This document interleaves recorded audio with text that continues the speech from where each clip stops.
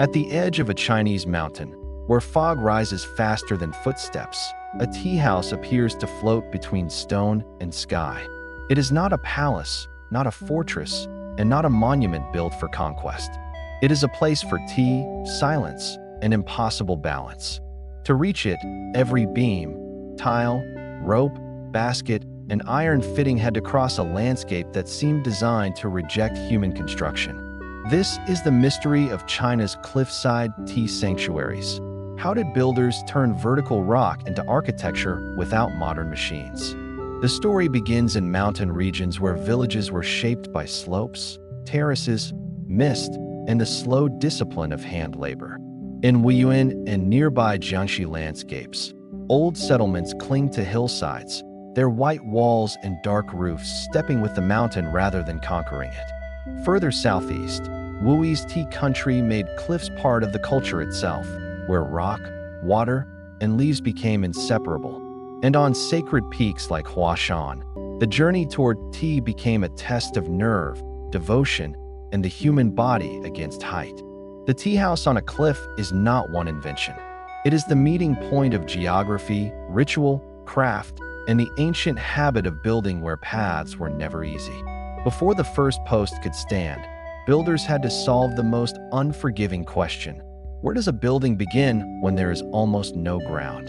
The answer was not to flatten the mountain. It was to read it, like a page of stone written by rain, cracks, and gravity. A safe ledge was never simply a ledge. It had to show drainage, hardness, shadow, wind exposure, and the hidden direction of the rock grain. A poor decision could mean rot, collapse, or a structure slowly pulled outward by its own weight across years of storms. So the first tools were not hammers. They were eyes, hands, memory, and the knowledge of which stone would hold a peg and which would betray it.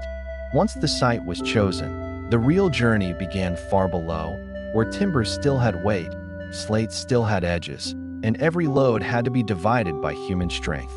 No single worker carried a house into the clouds.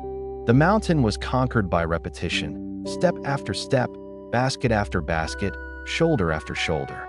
Wood could be cut into shorter members, tied in bundles, and balanced on carrying poles. But even then the path decided the size of the architecture. The width of a stair, the turn of a ravine, and the reach of two men could determine the length of a beam. Stone was worse. Slate and foundation blocks could not be persuaded to become light. They had to be staged, lifted, rested, and moved again. At each temporary platform, the building was already beginning, not as a structure, but as a chain of human decisions across the mountain. In narrow places, builders may have used rope systems, wooden rollers, simple levers, and counterweight thinking, not as machines of power, but as extensions of patience. A pulley does not erase danger. It only changes who must hold the danger and for how long. The most terrifying materials were not always the heaviest. Sometimes the most dangerous load was a beam long enough to catch the wind. One sudden gust could turn timber into a lever against the men carrying it, pushing them toward empty air. The mountain forced architecture to become light before it became beautiful. Every unnecessary piece was a burden someone had to carry upward. That is why cliffside buildings often feel spare, layered, and exact. Their elegance was born from limits. At the cliff face, craftsmen could not spread a foundation outward like a village courtyard. They had to send strength inward, into the mountain itself. Horizontal beams could be seated into carved pockets of stone, locking the structure to the cliff as if the rock became part of the frame.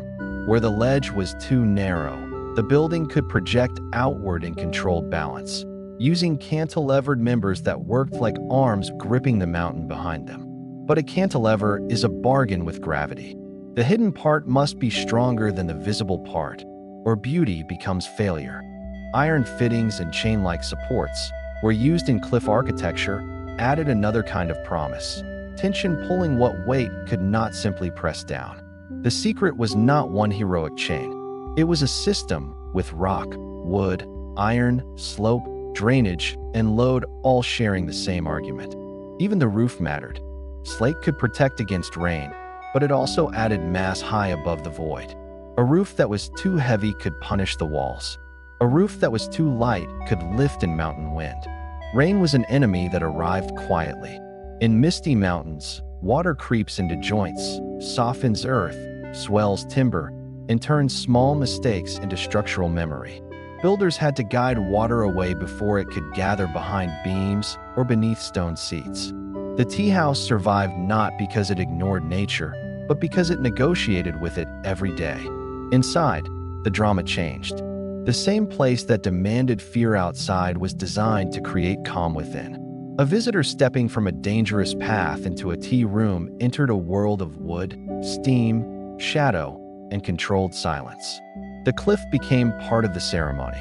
The drop outside the window made each cup feel suspended between earth and sky.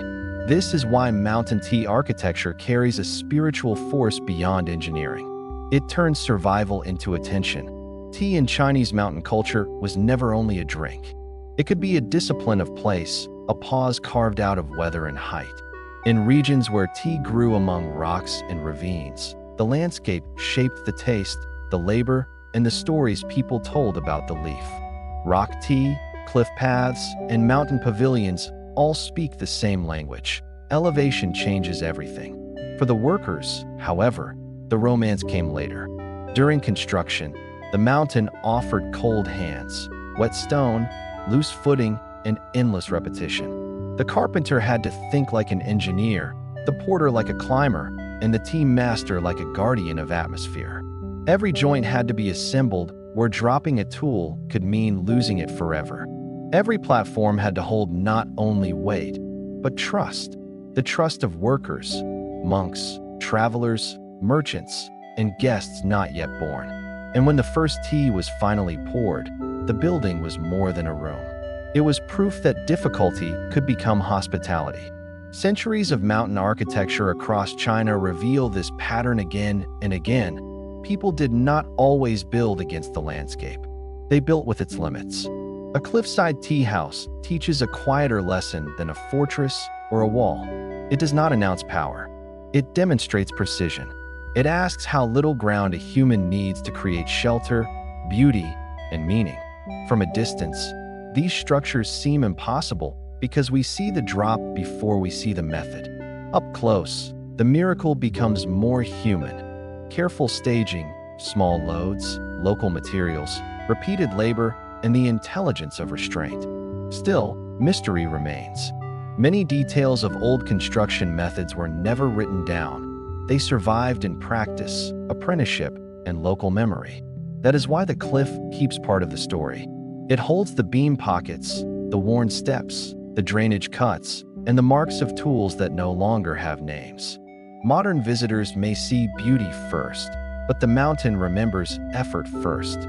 Behind every peaceful cup of tea is a chain of decisions made by people who trusted their hands above an abyss. The deeper mystery is not simply how the tea house stands. It is why people felt the need to build a place of calm in a place of danger. Perhaps the answer lies in contrast. The higher the cliff, the more precious the stillness becomes. A tea house on impossible rock turns the act of drinking into a confrontation with scale, fragility, and time. It reminds us that human beings have always searched for sacred quiet in the most difficult places.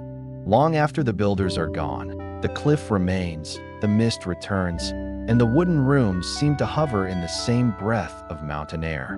What appears impossible from below becomes, from within, a lesson in balance. Between weight and emptiness, danger and peace, stone and sky. And somewhere above the valley, where the path narrows and the wind touches the roof, tea is still the most fragile architecture of all.